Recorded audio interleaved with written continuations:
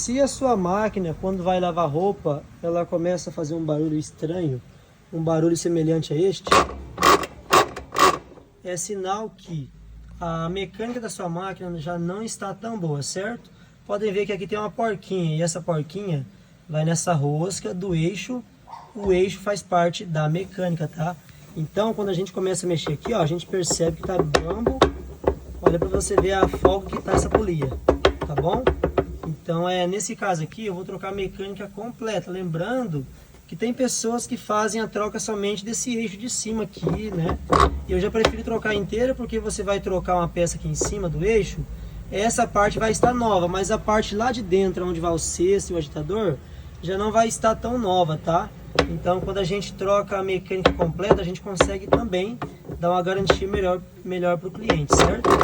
Então, só passando essas dicas para vocês aí.